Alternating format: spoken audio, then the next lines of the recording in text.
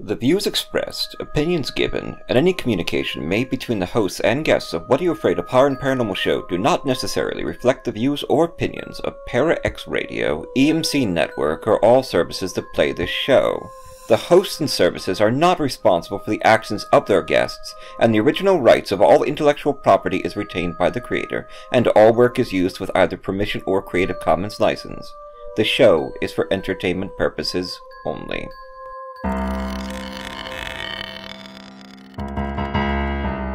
I'm horror author T. Fox Dunham.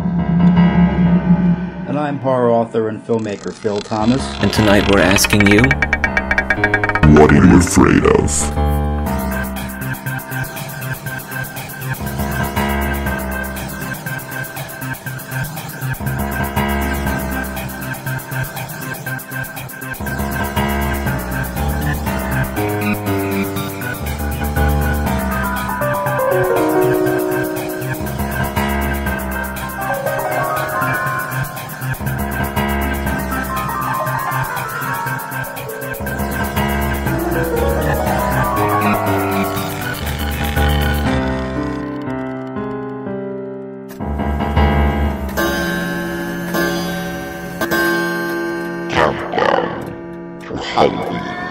It's Pumpky Night tonight. It's Pumpky Night tonight.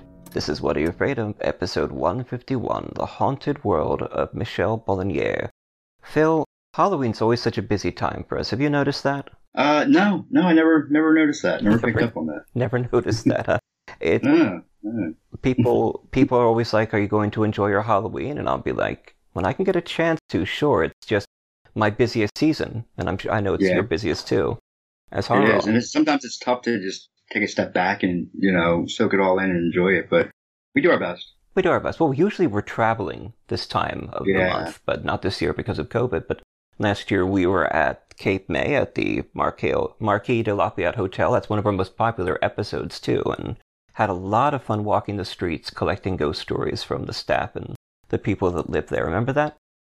It was a great, I do. It was a great place to do a broadcast, and we had an audience too. People were coming in, sitting down, and watching us. If you remember, and I know we spoke about a million times what we talked about yesterday. Actually, then our mics cut out, and then but it was a long. I think we it was 2.5 hours. It was 2 hours. At least 2 hours. It might have been a little longer. Yeah, 2:15. 2 hours 15, yeah. But that was so much fun by the shore this time of year, and of course we were hoping to get up to the haunted Hudson Valley, Allison and I, but with COVID rising numbers, it just wasn't the responsible thing to do. But however, without having all this traveling to do, I've been able to focus on the website, focus on my work, focus on getting us some great guests this year, and just focusing on the show itself. And it's been pretty cool so far. We've had Lisa Morton on from her book Calling Up the Spirits, which was just a great interview. And we had Dacre Stoker on yesterday, who'll be coming on this Friday on Parax Radio.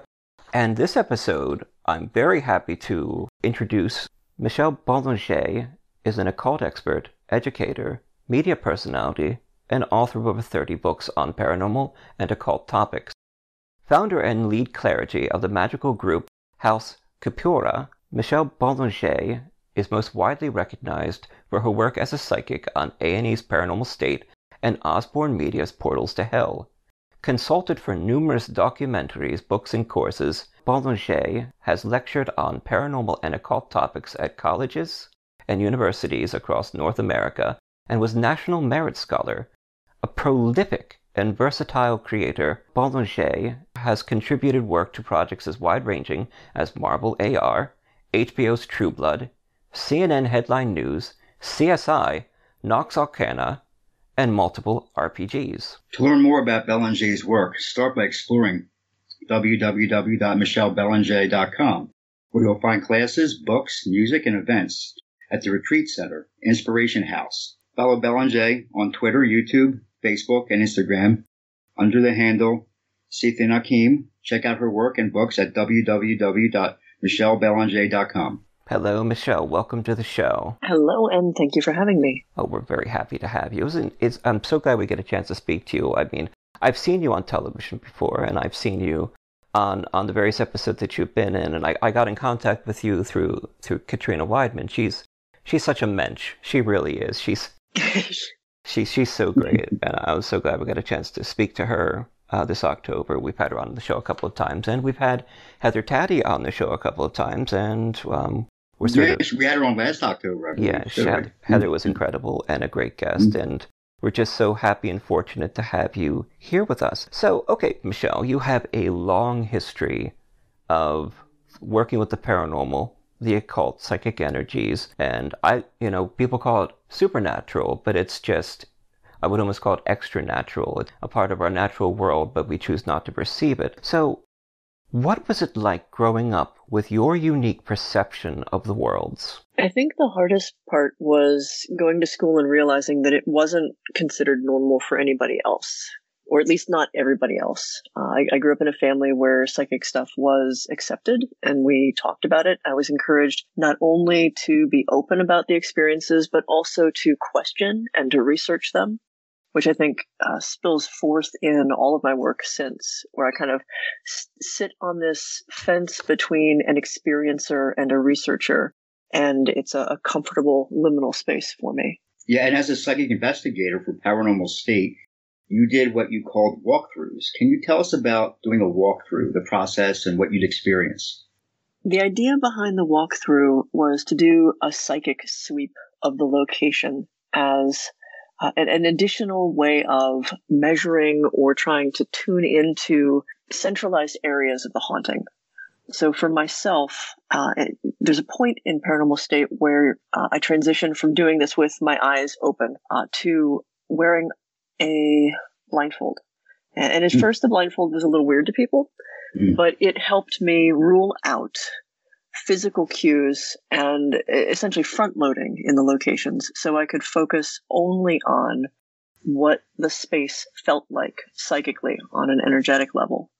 So my job with the walkthroughs was to basically be a psychic bloodhound, to pick up everything I could on the location, on the property, and to help steer the team toward where it felt like the most concentrated phenomena would occur in that location. Excellent. Well, we are speaking to Michelle on What Are You Afraid of? Horror and Paranormal Show. We're on ParaX Radio, Friday nights at 9 p.m. Eastern Time. And check out our website for more information about Michelle, our archive of ghost stories that I add to weekly with narrated versions or versions that you can read, plus articles, interviews, and even reviews and essays. And our website is getting more and more content as the weeks are going on. You can find that at www.whatareyoufraidofpodcast.com, because in 10 days, baby, it is Halloween. It is All Hallows Eve. It is Samhain for those who celebrate pagan ritual.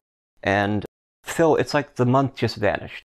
Yeah, I know. I can't believe it's 10 days away. Mm-hmm. It's... How do you feel about that? Are you happy about that? Are you a little sad about that, or do you want it to last a little longer before we actually approach Halloween?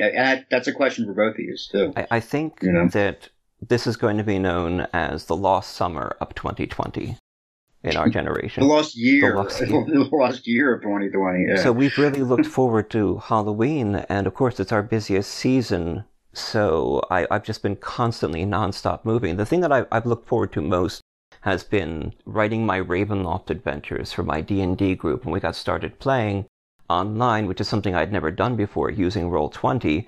And I always do a Ravenloft set in the dark horror gothic world of role-playing every year. So I'm looking forward to finishing that up in the next few weeks, and that's been one of the treats. How about you, Michelle? Yeah, Michelle, I saw a jack-o'-lantern on yours. I'm assuming you're a fan of Halloween. So. I am definitely a big fan of Halloween. The one downside to the profession that I've found myself in is typically I don't get even a couple of days home to enjoy the holiday. Like, I'm on the road, I'm at conventions, I'm filming things. And this year, as much as COVID has been tragic and frustrating and this sort of ongoing slog, I'm guiltily happy that I'm home to enjoy every single day of October leading up to the big night. Yeah, I can relate. My wife and I have the new apartment in Lancaster, And so we've been decorating, and every weekend we've made my caramel apple sangria. The recipe is on the website. For that, make sure you get some caramel vodka while you can. It's quite tasty. That sounds good. I made my pumpkin chocolate chip cookies. They're quite soft, and I'll be doing pumpkin and apple scones next weekend probably. And just looking forward to the baking aspects, enjoying the decorating and getting into the scary movies and such. And I also plan to be celebrating Samhain more this year now that we have our own space. I've set up a shrine or an altar, and I intend to be doing some rituals to celebrate the end of the year, because as I talk about every year, this was a special time for me when I had the rare lymphoma and I'd gone through 4 months of daily radiation at Penn. I was dying on October 1st when they put me in the hospital. I got over that hump, down to 70 pounds. I survived the radiation, and they released me in remission, which was a miracle. I was the first person to survive my kind of lymphoma in history, and they released me on October 31st in remission. I had made it, and I met up with some friends. We were 19, and I was doing trick-or-treating with them. I just wanted to trick-or-treat again. And it was funny because my throat was so swollen from the radiation that I couldn't actually eat the candy. So I was just kind of sucking on the chocolate, and we were watching Evil Dead. So I take Samhain quite personally as the dying of the year. You know, and there are so many traditions connected to it, like Pumpky Night in Somerset, England. They call Halloween Pumpky Night. It's the last Thursday on the October, and it's after the sun sets, and children start carrying these punkies, which are lanterns fashioned from pumpkins or radishes, and they sing the Pumpky Night Song. Can I sing the Pumpky Night Song for either of you? Sure. Yeah, I would love it. It's Pumpky Night tonight. It's Pumpky Night tonight. Give us a candle, give us a light. If you don't, you'll get a fright. It's Pumpky Night tonight. It's Pumpky Night tonight. Adam and Eve wouldn't believe it's Pumpky Night tonight. And that's the...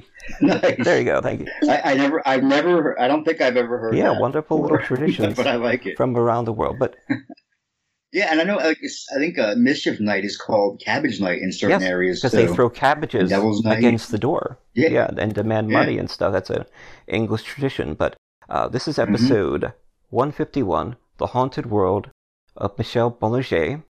And we are speaking to her. We're very happy to have her on the show.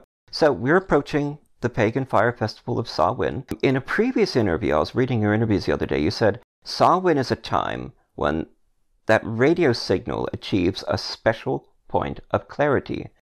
If you tune in around this time of the year, in public or in private rites, you'll be pleased with the results. Could you elaborate on this? What is the radio signal? You're thinking of Philip K. Dick and everything. When a lot of people popularly talk about Halloween or Samhain, there's this phrase that it's the time when the veil between the worlds grows thin. And it's certainly historically, especially for those of us descended from European and Celtic countries, this time when the spirit world verges on ours, and there's a sense that we can communicate better with those that are across the veil, as well as even non-human entities that happen to inhabit the invisible world.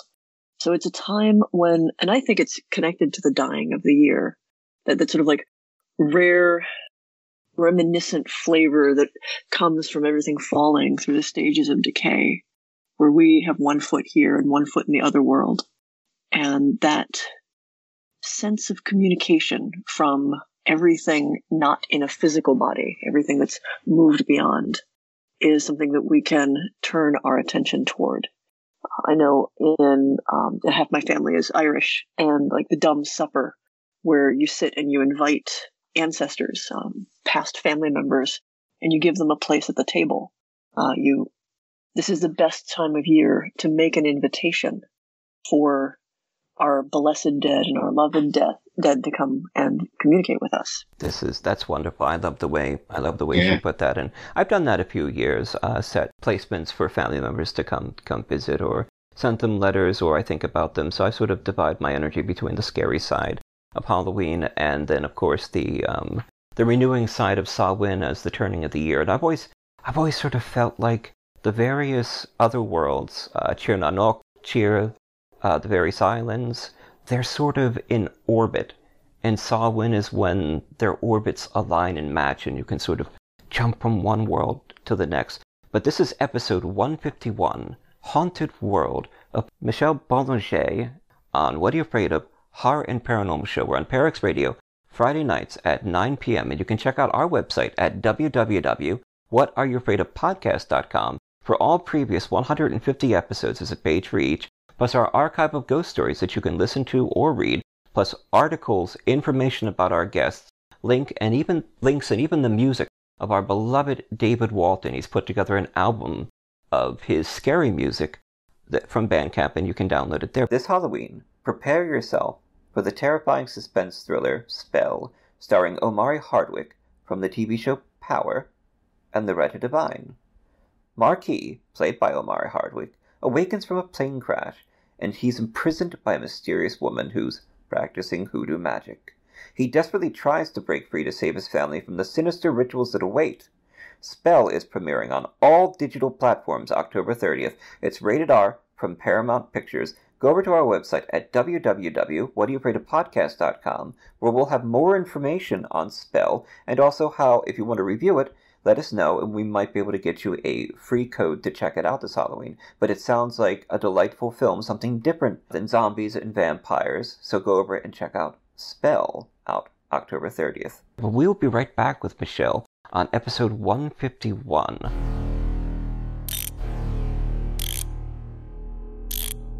I am horror author T. Fox Dunham. And I am author and filmmaker Phil Thomas. And we are going to save Halloween 2020. This Halloween, our community has changed due to the danger of COVID-19. We must make sacrifices to protect ourselves, our loved ones, and each other, especially the senior and vulnerable members of our community. But this doesn't mean we cancel Halloween. In fact, we need to celebrate Halloween as a distraction, an expression of our fears, to give ourselves and our children a sense of normalcy. So this Halloween, we ask that you find alternatives to trick-or-treating, respect social distancing at public events, wear masks below masks, and wash your hands. Serial killers and monsters, please maintain a distance of 6 feet when chasing happy teenagers at campgrounds or in abandoned factories. And don't give up. Find new ways of performing beloved traditions like trick-or-treating on Skype, or enjoying your favorite horror films with friends through an online watching party, or when summoning demonic spirits, make sure the hell dimension you are summoning from has observed COVID-19 prevention guidelines, such as social distancing during cult ceremonies. This is Bach, and we wish you a safe and non-contagious Halloween. This is Katrina Weidman of Destination America. This is Joe R. Lansdale, creator of the Hap and Leonard series. This is actor and filmmaker Steve Monarch from Friday the 13th, the series. This is Heather Taddy from Paranormal State and Alien Highway. This is Chuck Zukowski from Travel Channel's show Alien Highway. This is Dacre Stoker, great-grandnephew of Bram Stoker and author of Dracul. This is Michelle Belanger from Portals to Hell. And you are listening to Ghost Stories and Horror with T. Fox Dunham and Phil Thomas. With T. Fox Dunham and Phil Thomas. Fox and Phil. Billy and Fox. What are you afraid of? What are you afraid of? What are you afraid of? What are you afraid of? Horror and Paranormal Show. What are you afraid of? There'd be no Philadelphia without On the Road.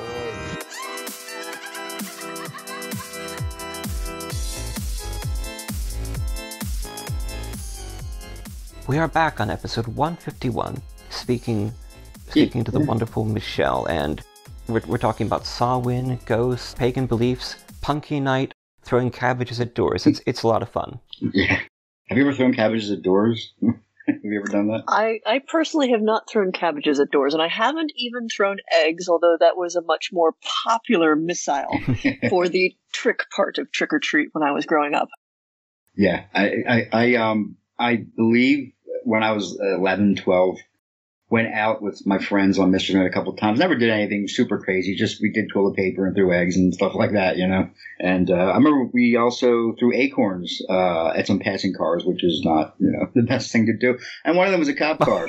We were behind a library and throwing acorns at cars, and we pelted a cop car, not realizing that's what it was. And he screeched his brakes and got out. And took off after us, and we ran through all these backyards. We were hopping fences. It was like out of like Point Break or something. We were, you know, going through the movie, going through like the houses and the chain link fences and stuff. And I mean, we were young, so we were really fast. So you were really fast. You're such a bad boy, Phil. We're pretty fast. Yeah. You're such a bad boy. Oh, by the way, Fox, I did a little homage to your pumpkin chocolate chip cookies in my latest story, where the main character Bernadette is actually baking those in her kitchen. You did an homage to my cookies? To Fox's cookies. Oh, you're such a sweet guy. That's very kind. Because he was doing, Fox has been doing those pumpkin chocolate chip cookies. So I did an homage to his baking of those with the main character in this story I'm working on. I think I'd throw that out there. The secret is chill your cookies first before you bake them. But I used to make them and give them to your mom. And I think moving to Lancaster, my friends miss most is my food, is my baking, because I would just... Well, I think we miss you too. Yeah, so, you know. But if you could have me or the baking, I think you'd take the baking. Certainly do. I don't know. Getting back to topics. So this is a very blunt question, but Michelle, what are ghosts? Are they spirits of the dead or mere memories attached to a place?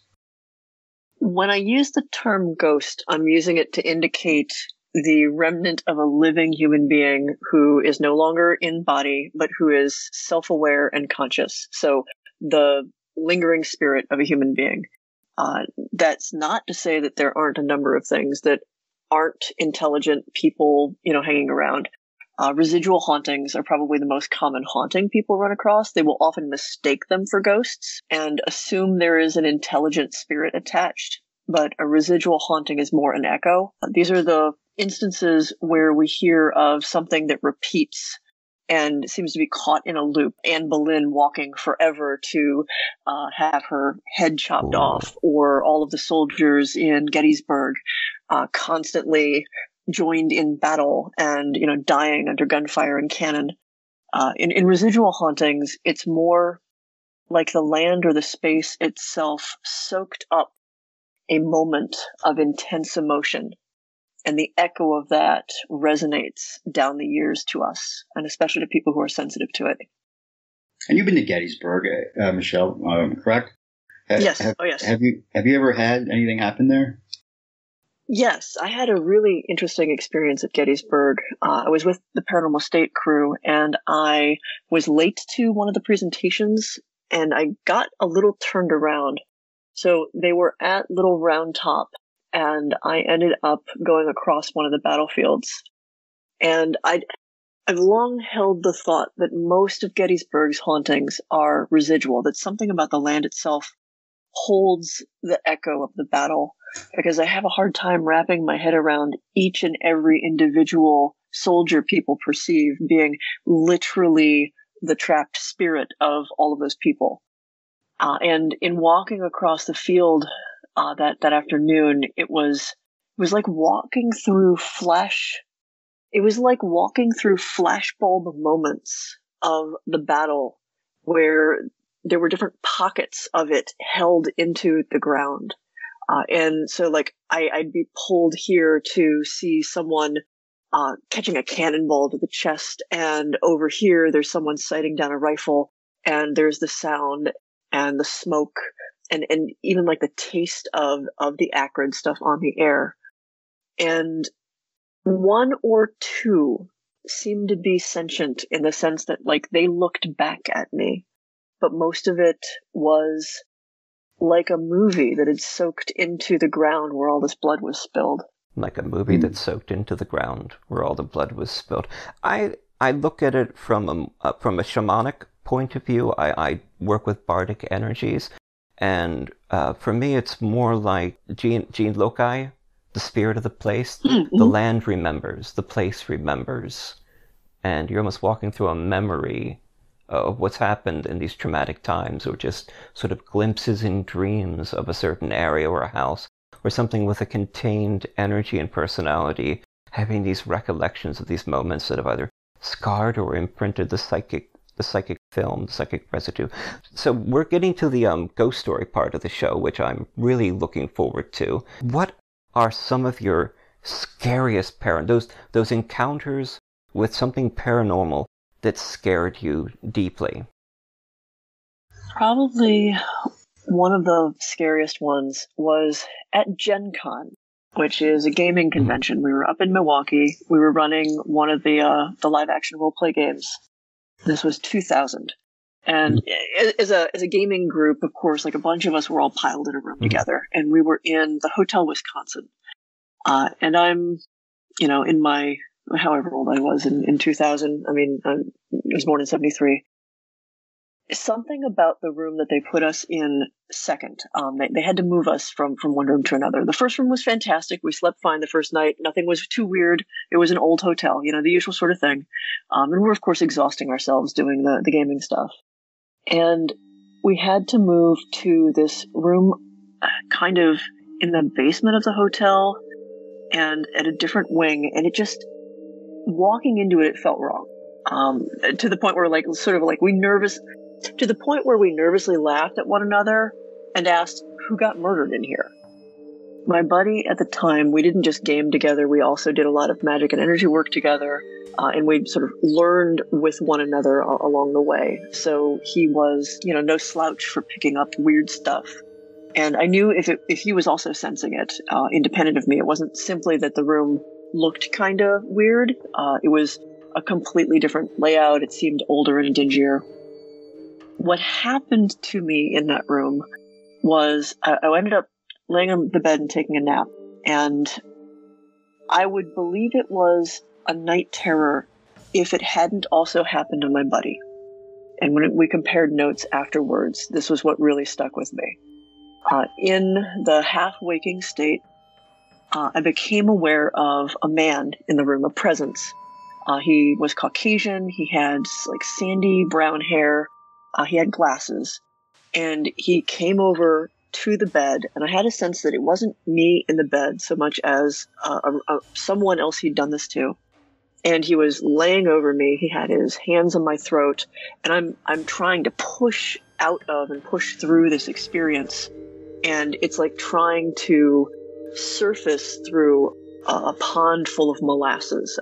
And I was no slouch for psychic stuff and self-defense and whatnot, but this was really a lot to deal with. So I push him off of me, and I push myself awake, and I am just wrecked and exhausted. I realize that nobody else is in the room with me. I've overslept for what I needed to go do. I dragged myself out of the room, and I'm just trying to shake this off, but it feels like I've been drained, which is an unusual thing for me given some of the energy work I do. And I'm angry. I'm definitely angry because it really feels like something bad went down. But then I file it away, go do the work that I got to do. I go back, and I'm in the room, and my buddy comes back, and he notices that I feel that I'm moving around, like I'm a little off. I'm kind of checking the room. I'm clearing it down, trying to see what I can do about it. And he starts telling me about the same thing. That he had taken a nap in the room, and the same guy, the same sort of pushed down into the bed, trying to push your way through it.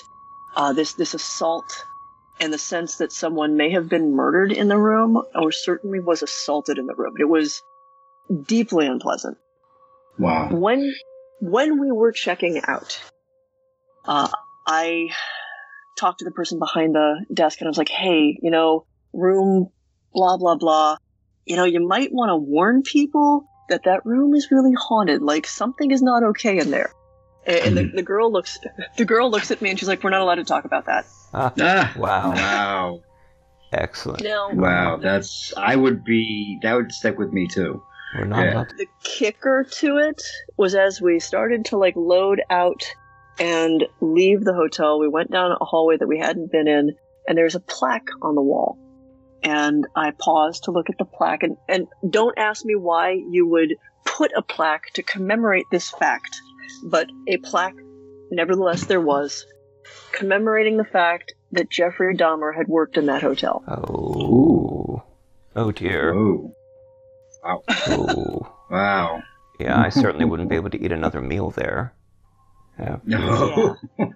No. What's intriguing is My goodness. that this happened to you, and you were just there to play D&D and roleplay. It wasn't even in his capacity as a paranormal investigator, a psychic, and it just snuck up on you and got you. Oh, my word. Yeah. No, that was one of the reasons why it caught me off guard, was I wasn't there to do psychic stuff. I wasn't there to investigate hauntings. I wasn't expecting anything like that, and it completely jumped me unawares. I'm reading a book called Gravesend, A True Ghost Story by Elaine Mercado, and I get into my haunting books, my demonic oppression books, the true stories that come out at Halloween time, and they're the only thing in horror that scares me. In fact, I was talking to a friend of mine about that, was I can watch it, Pennywise, I can watch Night of the Living Dead, and I just enjoy it. But if I watch the Amityville Horror or read a book about demonic oppression, it's the only thing that I sort of have to leave the light on at night, or I start seeing figures moving in the shadows, or have to leave the door open. And she talks about a house where they lived, and there was a lot of night terrors. There were a lot of things like that where spirits were pressing down on her family, and they would have friends and relatives come over, and the same thing would happen with them, and they would leave and the night terrors would end. There's another one that gets to me, too. It's not necessarily paranormal, but it's The Strangers. That one's just creepy, man. Yeah. Like, if you ever watch that by yourself at night, late? Yeah, that one's, Anyway, so, Michelle, you've been doing this a while now. You've had many investigations. How would you say that you perceive the world compared to someone who has closed off their psychic perceptions? What do you see differently? Oh, wow. I mean, first of all, I'm not personally afraid of death because I've had so many experiences that make it very clear to me that the cessation of physical life is not the cessation of us. Right. And more than that, I've come to understand that there is a layer of perception in every place I go and an interaction with every person where there's information I get that most people simply aren't consciously aware of. The lingering emotional imprints in spaces, the presence of any intelligent spirits that are there. It's like existing in two worlds at once. And one of them is, the daylit world that everybody else inhabits. And the other one is this sort of shadow side echo of that physical world with occasionally like spaces and buildings that have a greater weight to them in the way that you described that sort of shamanic reality where some things are more conscious than others, some things have more weight than others. And I move in both of those worlds all the time. That's, you were talking about, that was when I had that, I was living in death every day, and I was moving in and out, seeing lands of green and lands of shadow and lands of clouds, and I didn't mind having my sight wrenched open like that if I could look at Fae, and I could look at the golden ones, and I could feel the spirits below the plum trees or dancing on the river, and it's really helped my work as a gardener and a herbalist. But having my sort of sight wrenched open, okay. So we're talking to Michelle, and she's incredible. We're learning a lot here, and this is episode 151, The Haunted World of Michelle Belanger. What Are You Afraid of? Horror and Paranormal Show on Parax Radio Friday nights at 9 p.m. Eastern Time, and you can check out our website at www.whatayouafraidofpodcast.com. How does a place become haunted? There are a lot of factors that influence a haunting, and I think one of the first things to keep in mind is it's not always places that are haunted. Sometimes it's people. But it doesn't have to be a physical house. It can be the land that it's on. It can be the particular confluence of the land and the people and the energy that passes through there and events that have happened before. So some hauntings are very much tied to a previous event, frequently traumatic. Those are the ones that we notice because they really stand out. I think that it's possible to have good and happy hauntings, but because they don't disconcert us, we don't notice them as much, and we don't make as big a deal about them. People being haunted is an interesting prospect because then it's not linked to one space or another. It will move with you. And it can be a positive thing where it's a past relative, an ancestor who's looking after you and just doesn't quite know how to communicate clearly yet. Or it can be something that you've encountered that has taken an interest and follows you around and pokes and maybe plays pranks and maybe is a little bit more malicious than that. How do you know if a place is haunted? What do you feel when you walk into it? There's a difference in the air for me, especially before something is going to manifest before something happens. There's almost a sense of a barometric pressure shift, a different weight, and like a tension that draws out in the space. Different locations that are haunted, that really stand out as haunted, have that kind of weight to them. Even if you don't think of yourself as psychic, you walk in and you might choose the language of, it has weird vibes, or it just makes me feel oppressed. We recognize that these spaces feel different on some level that we can't necessarily pin down for our five physical senses. Yeah, that makes sense. And with many paranormal investigation groups, there's this controversy over, over human spirits and inhuman spirits. And have you, Michelle, ever encountered an inhuman spirit? And if so, what are they? Could you tell us about the encounter? Well, human spirits are easy. They're ghosts, and they follow human psychology. They're easier to relate to and easier to communicate with.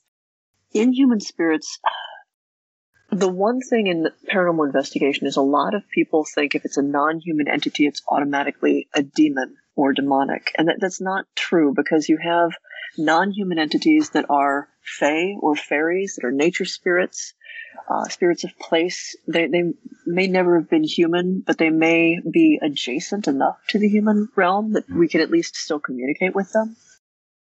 I've had, I don't know, do you want happy, cheery? It's Halloween, so how about some of the spookier we want things? Scary. Sure. Give us all the scary you got. We were doing an investigation with Paranormal State, and it was the final episode of one of the seasons. To this day, I'm not sure that episode actually ever aired because it got controversial during the filming. It was in Rochester, New York. Of course, my role for the show was, I didn't do the research. I wasn't there initially. I would usually get called in the second day or so. And my first introduction to the location was blindfolded. And as we drove up to it blindfolded, there was this sense of dread that this was not a space I wanted to go into. It felt bigger, and it felt alien and altogether malevolent. And it distinctly seemed like there was a great eye hovering over this house, just staring down and waiting for us as investigators to go away so it could get back to whatever mischief it was up to. Wow. One of the things that happened there that I cannot actually explain is, after I did the walkthrough and described what I did with the space and the different locations that seemed particularly to be of interest to this strange watching force that seemed bigger than all of us, I was introduced to a couple of residents of the home, and we did a sit down around the dining room table to talk, to try to communicate with the spirit or spirits that were there. The man who was sitting there, who I took for one of the residents, his face changed physically his face changed to a degree that I cannot explain through physics. And he didn't look like the person whose picture I was later shown. His hair was darker, his features were different. Everything about him was noticeably different.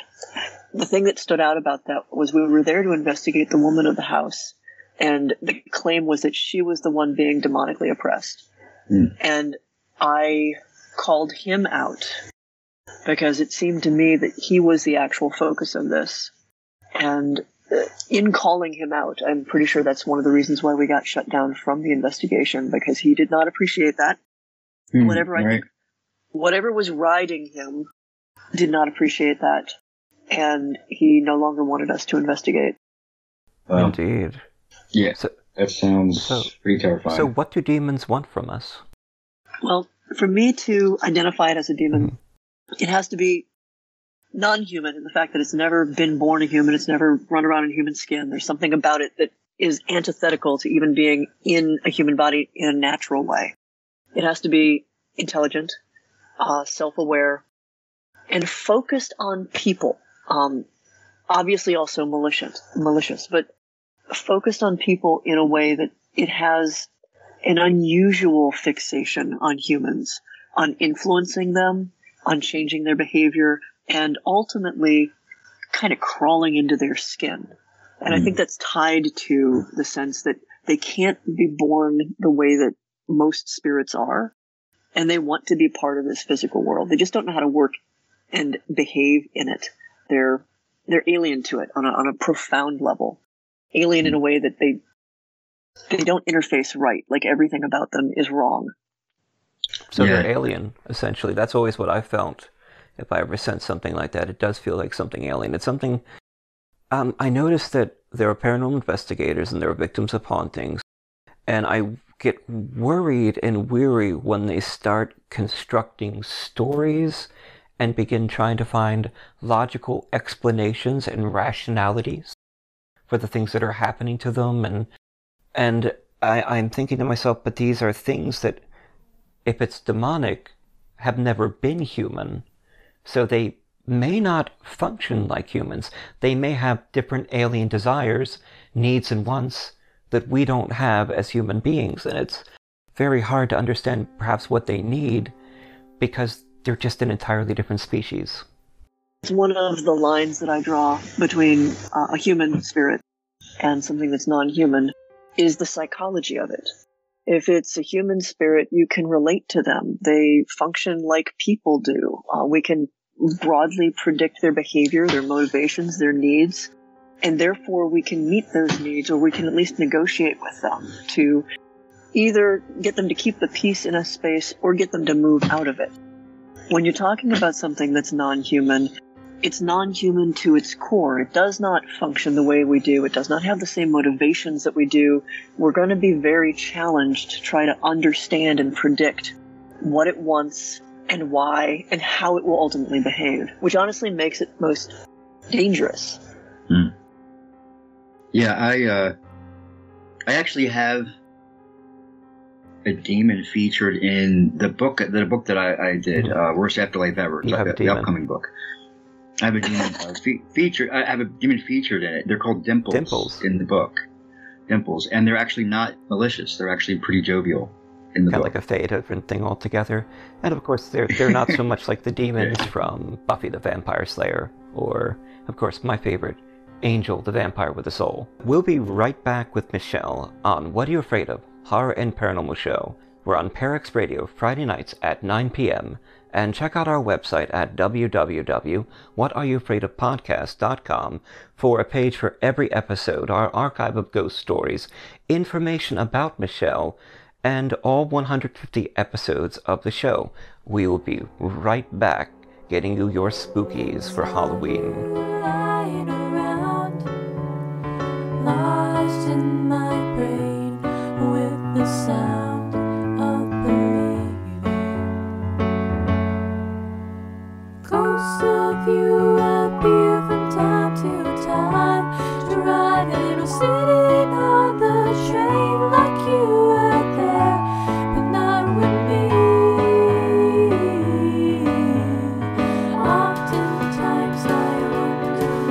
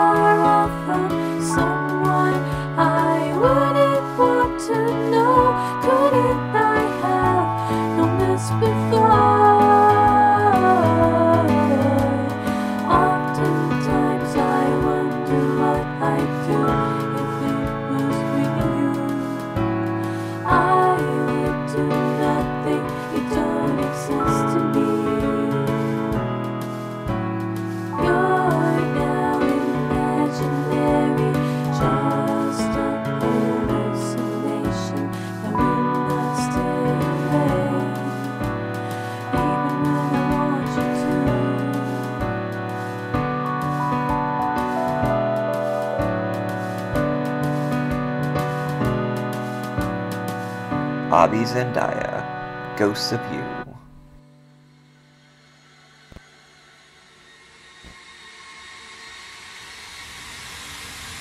Hey, this is Lee. And this is Michelle. And this is Scott from the Dead Zone, Sundays, 8 p.m. Eastern Standard. Your source for everything paranormal, Para-X. Mercy, a new horror medical thriller from author T. Fox Dunham, published by Bloodbound Books. Based on the author's horrific battle with a rare form of lymphoma that involved intense chemotherapy and radiation, Fox turns the horror of his experience into terror on the page. William Saint is dying of cancer. On most days, death seems like a humane alternative to the treatment. Stricken with fever, William is rushed to Mercy, notorious as a place to send the sickest of the poor and uninsured to be forgotten, and finds the hospital in even worse condition than his previous visit. The grounds are unkempt, the foundation is cracking, and like the wild mushrooms sprouting from the fissures of decay around it, something is growing inside the hospital. Something dark. Fangoria gives Mercy 3.5 out of 4 skulls. Dunham has channeled his many brushes with the other side into the exquisitely rendered, lyrical, supernatural hospital thriller Mercy. It's feeding on the sickness and sustaining itself on the staff, changing them, and now it wants Willie. Available from Amazon, Barnes & Noble, and bookstores everywhere in both print and digital versions. Life is an addiction. Let go. Let it all burn. I'm Jenna Valadez with the Basement Files. Tune in Friday nights, 6 p.m. Central, 7 p.m. Eastern, right here on the Para-X Radio Network. We're back on episode 151, The Haunted World of Michelle Belanger, and we are learning about demons, we're learning about spirits, we're learning about the spirits of the place, and all the insight that she has from her special perceptions. And I'd say we're very blessed this Halloween to be learning about the world from her point of view. I'm certainly going to walk away from this interview enhanced and intrigued. Absolutely. Yeah. This is probably going to be the last episode played on Parax Radio before Halloween. The next day we play on Friday night, so happy Halloween to our friends at Parax Radio, and thank you for staying with us. And remember, we have expanded shows on the website at www.whatareyoufraidofpodcast.com. We've had some wonderful guests. Daniel Kraus, who finished Living Dead for George Romero, Dacre Stoker, to tell us all about vampires, Lisa Morton, the previous head of the Horror Writers Association, of which I am an active member. She talked about seances. As we're winding down, Michelle, it's been wonderful speaking to you. Could you share with us some of your favorite moments and stories, those ones that stay with you while you've been investigating paranormal phenomena? Oh, well, speaking of the Horror Writers Association, I got to go to the Stoker Con that was on the Queen Mary. And one of the folks who was like a night watchman there recognized me from the Paranormal State days, and he gave me a private tour to areas that were ordinarily blocked off from folks. And I got to go into a room that they had. It was under construction. They pulled it apart, and you could feel what had happened there. It's one of the rooms that they don't rent out because of this lingering event. And he was very curious, and he wanted to have me basically do a walkthrough of the room and say what I picked up. And there was clearly a man and a woman and violence and just all of this lingering hatred and suffering. And in recounting what she looked like and what he looked like, I learned from the fellow giving this unofficial tour that one of the reasons they took it off of the books for renting was people would stay in the room and find themselves so immersed in all of these negative emotions that they would start to kind of act out what had already happened there, this tragedy, this crime.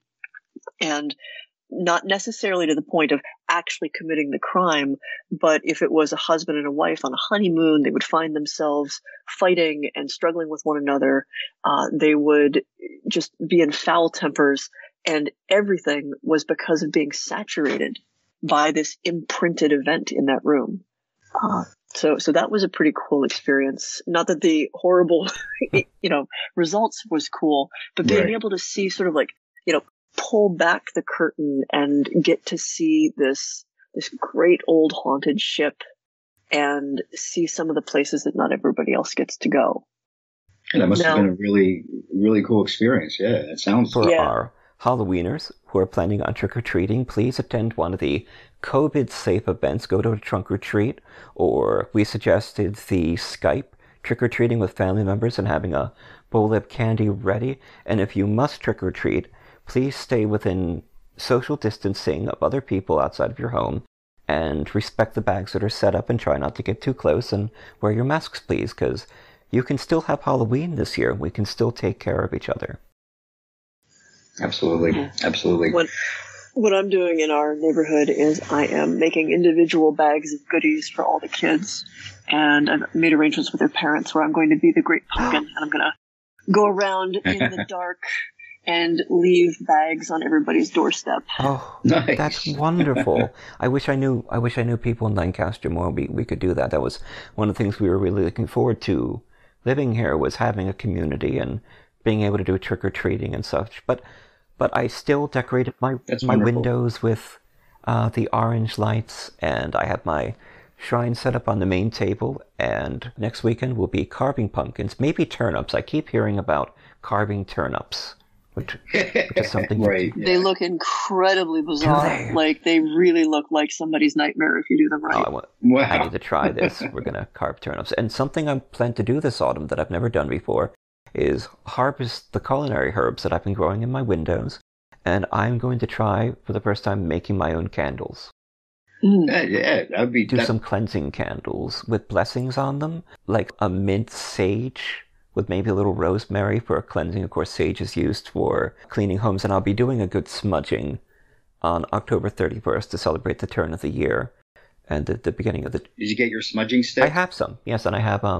you had some... They were given to me. Little stash. Yeah, and I'll be doing a ceremony, and I'll be reading the animal tarot and the animal totem spirits. Of course, mine is a fox that I'll be drawing from to learn about the new year and how we can improve and get stronger and improve my writing. Yeah, everybody, the whole world, we need to improve and get stronger. I mean, this has just been one crazy year. Now, Michelle, I'm just curious, going back to what you mentioned about going around to the different houses, being the Great Pumpkin. Are you actually dressing up as the Great Pumpkin? I was wondering that. I considered that, but I think I've got this lovely, like, sugar candy skull leather mask that someone had handmade. And they were a crafter who puts a spirit, like, invites something into each of their masks, and they let that spirit sort of give them the shape to the mask. And it's become my go-to when I'm doing anything on October 31st, especially around the neighborhood. So I'm likely to don my Day of the Dead mask. Nice. And go from place to place. That sounds wonderful. Oh, please send us a photo. Yeah, we will put it on the website. We That'd be certainly awesome. will put it on the website. That sounds incredible. I love that. We're winding down here, but I wanted to ask Michelle one last question. Is there any new projects you'd like to tell us about that are upcoming? Oh, let's see. I've got the 10th anniversary of my Dictionary of Demons that's flying out into the world currently. It was delayed a little bit by COVID, and finally is shipping. So most people are getting it for Halloween. Oh, wonderful. And that's about 500 pages of deep research into European lore on demons and demonology. Incredible. And probably going to make another batch of Keefe starting on October 31st because it's a blue moon. And that is this... It's the Deep Research Project. It is an ancient incense that was burned in the temples of Egypt, and the recipe for it appears on the walls of the Temple of Edfu. So it's a several thousand-year-old style of incense, and it's this interesting process of sort of like reaching back into the past and recreating something and weaving the magic into it, and becoming acquainted with this fascinating ancient scent that was believed to open the third eye and open the gateway to dreams and vision and invite spirit communication. Wonderful. If you have a recipe for that, I'd love to get a hold of that. I have a recipe up on my website. Perfect. And I share a lot of stuff with it with my patrons on Patreon. I will put up a link to your website on our website at www.patreon.com/. whatareyoufraidofpodcast.com. This has been incredible speaking to you, Michelle. I believe I owe Kat Weidman some scones. She says she has to try them one day. And of course, Barbara Duncan, Ceiling Cat over at Parax Radio. I go onto the chat sometimes over there, and instead of talking about ghosts, we just end up talking about baking and baked goods. And I'm working on a new recipe for whenever this Paracon happens here. It's been canceled twice now in Lancaster, but in calling it my Ectos scone. I'm working with pistachio and making it green and a new ghost-based scone, and I might have to name it after Kat Weidman. The cat scone. The cat scone. There you go. That reminds me of the spice cakes I grew up making to make as an offering to the fairies. They're a little bit like soul cakes, which were made for Samhain, where you would give as an offering to the dead. Quick story before we head off, because we're wrapping up on episode 151, Haunted World with Michelle Belanger. I remember when I was younger and I just had the cancer and I'd survived it, and I started being able to open the third eye and seeing the Fae. And I took a friend of mine to a sacred place in this swamp behind his apartment, and it was deep in. You had to pierce through brambles and climb over streams and walk in 3 feet of mud, where you got to this grassy area that was sort of divided by fallen logs. Various flowers were growing there, and I had brought fennel seeds and cakes to leave an offering. And I had seen them as small golden creatures. And as I was making the offering, and my friend had no idea what I was doing, she just figured it was something Wiccan or pagan, she gets this terrified look on her face, and she bolts off. And finally I catch up with her, at the brambles, and at first she didn't want to tell me what had happened, because she was embarrassed, and she said, "I swear I could see little gold people." Along the branch. I had not told her that's what I was doing, so I always think of that experience. I believe that was around Beltane. Michelle, it's been wonderful speaking to you, and I'm so glad you came on the show. This is a wonderful episode for Parax Radio to sort of leave off and have a happy Halloween, and there'll be extended versions of this episode, since we only have 58 minutes, over at the website at www.whatareyoufraidofpodcast.com, where you can find every episode, our archive of ghost stories, the music of David Walton. He sings some wonderful, wonderful ghost stories for us, where you can download that, plus new interviews, essays, interviews with authors, and a lot of new material, including my recipes, like my caramel apple sangria, which my wife just loves, and we'll be making that again this weekend. So to our fans, first let me say happy Halloween, and thank you so much, Michelle, for coming on. Yes, thank you so much. We really appreciate having you. It's been lovely. Blessed Samhain. This is T. Fox Dunham. And this is Phil Thomas.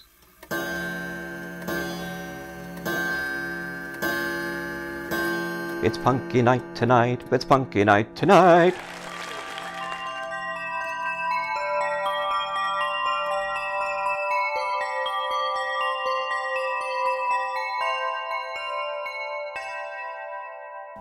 T. Fox Dunham lives in Philadelphia with his wife, Allison. He's a lymphoma survivor, cancer patient, modern bard and historian. His first book, The Street Martyr, was published by Gutter Books. A television series based on the book is being produced by Throughline Films. Destroying the Tangible Illusion of Reality or Searching for Andy Kaufman, a book about what it's like to be dying of cancer, was released from Perpetual Motion Machine Publishing, and Fox has a story in the Stargate anthology Points of Origin from MGM and Fandemonium Books. Fox is an active member of the Horror Writers Association, and he's had published hundreds of short stories and articles. His motto is Wrecking Civilization, one story at a time. Find out more information at www.tfoxdunham.com. Phil Thomas is an author and screenwriter from the suburbs of Philadelphia. His screenplays have been produced into 2 feature films, False Face and Always from Darkness, and are available in major retailers such as Best Buy and Target, as well as availability on Netflix and Amazon Prime on demand. His screenplay, 3 Tunnels, was a semi-finalist at the LA Screenplay Competition. He is a member of the International Association of Professional Writers and Editors, and he currently writes for Cultured Vultures, GameSkinny, and BloodyDisgusting.com. He formerly held the position of Senior Marketing Manager at Eternal Press, and was a journalist for Patch, where he wrote a daily tech column covering the latest electronics and gadgets. He lives in the suburbs of Philadelphia, and is currently working on his second novel, Worst Afterlife Ever. The views expressed and the opinions given by the individual host and their guests do not necessarily reflect those of Para X, its affiliates, or its sponsors.